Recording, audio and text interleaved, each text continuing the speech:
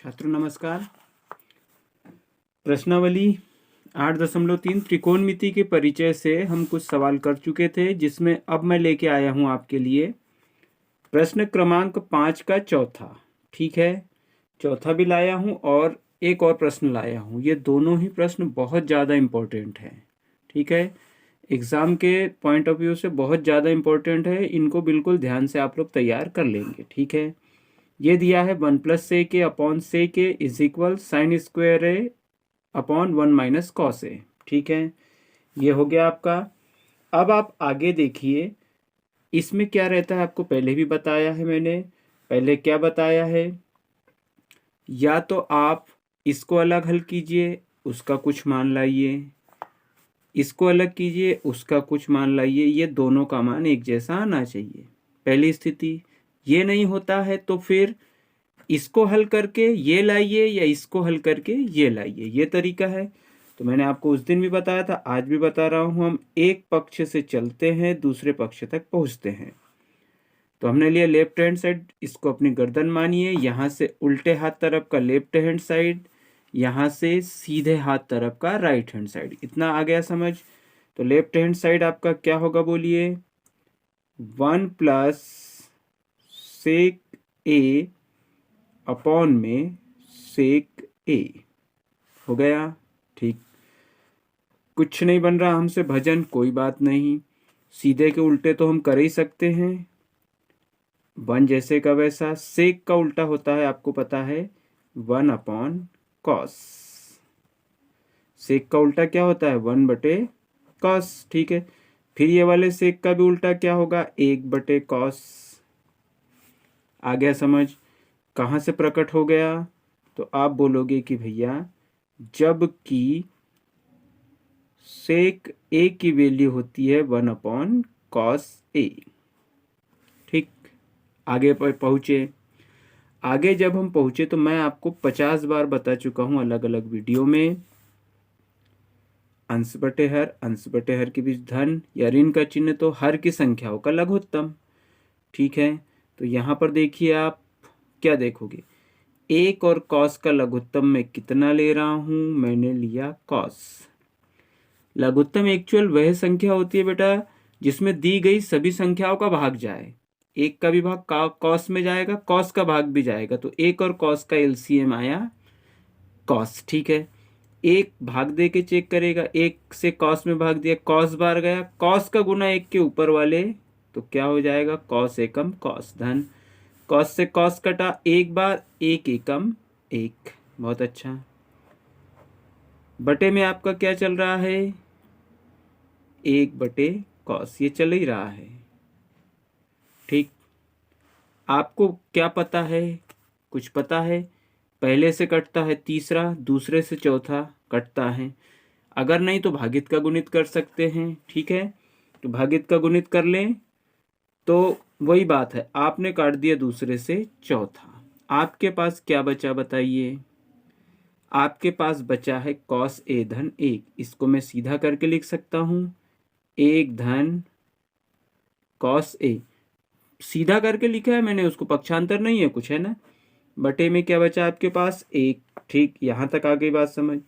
अब हमारे पास कोई सॉल्यूशन नहीं है, तो हम क्या करेंगे, इसी संख्या का, इसी पद का अंश में भी गुना कर दे, हर में भी गुना कर दे, लेकिन साइन बदल कर। 1 + cos a था तो इसको गुना किया किसमें, 1 - cos a में।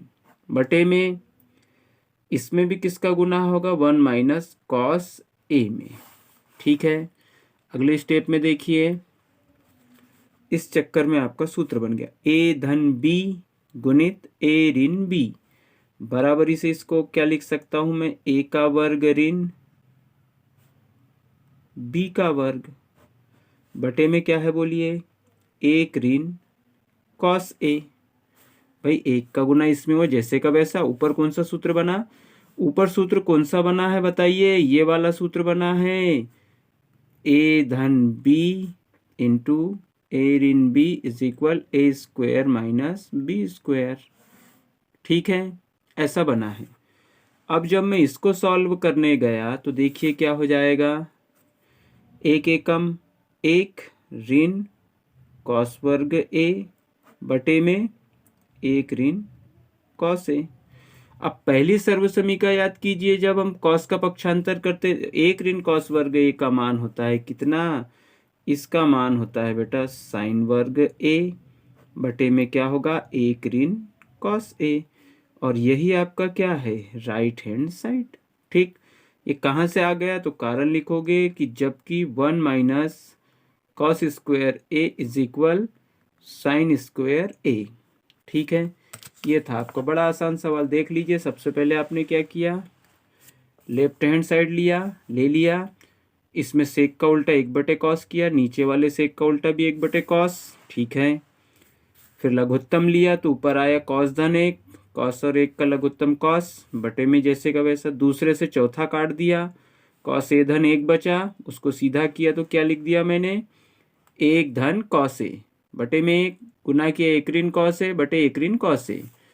ऊपर सूत्र बन गया, ये देखिए ये सूत्र दर्शाया है मैंने, a plus B into A minus B, A plus B into A minus B is equal A square minus B square, तो वही लिखा A square minus B square बटे में 1 ऋण कॉस ए। ठीक है, 1 का जब स्क्वायर सॉल्व किया तो 1 का 1, कॉस का स्क्वायर कॉस स्क्वायर, 1 ऋण कॉस वर्ग ए, यानी ये देखिए सर्वसमीका, इसकी जगह साइन लिख दिया, बटे की राशि जैसी की वैसी, और यही आपका क्या था, यही आपका था लेफ्ट हैंड साइड। ठीक है, चलिए अगला सवाल देखेंगे, और बहुत इंपॉर्टेंट सवाल लाया हूं। यह सवाल दिखने में बड़ा एवं कठिन है, लेकिन उतना ही सौम्य एवं सरल है। ठीक है, कौन सा पक्ष ले लूं, पहले सवाल क्या है, करनी के अंदर 1 धन साइन ए बटे 1 ऋण साइन ए बराबरी से सेक ए धन टेन ए, ये सवाल है। अच्छा हो गया, अब ये सवाल है। मैं सबसे पहले क्या ले लूं, लेफ्ट हैंड साइड ले लिया, तो लेफ्ट हैंड साइड लिया तो क्या हो गया भाई बोलिए, करनी के अंदर 1 धन साइन ए बटे में 1 ऋण साइन ए, पहले तो मैंने लेफ्ट हैंड साइड ले लिया। अगले स्टेप में मैं लिखूंगा हर का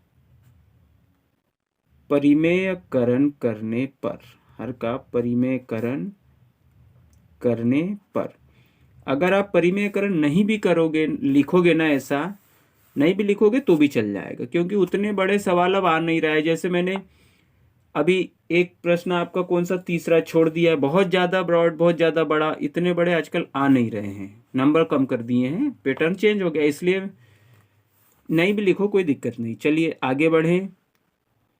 अब देखिए आप, अब आपके पास जो संख्या दी है, क्या है संख्या, संख्या है आपके पास 1 plus sign A under root में है, और 1 माइनस साइन ए, ये सब इकट्ठा अंडर रूट में है।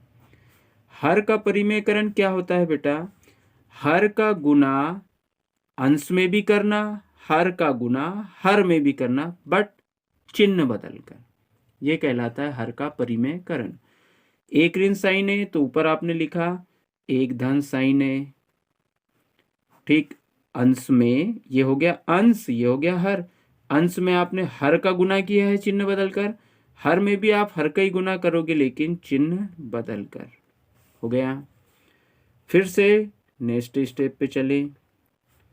ठीक, देखिए बड़ा आसान सवाल देखेंगे। अब आपका आगे क्या हो गया, ए धन बी गुणित ए धन बी बराबरी से क्या होता है, ए धन बी पूरे का वर्ग।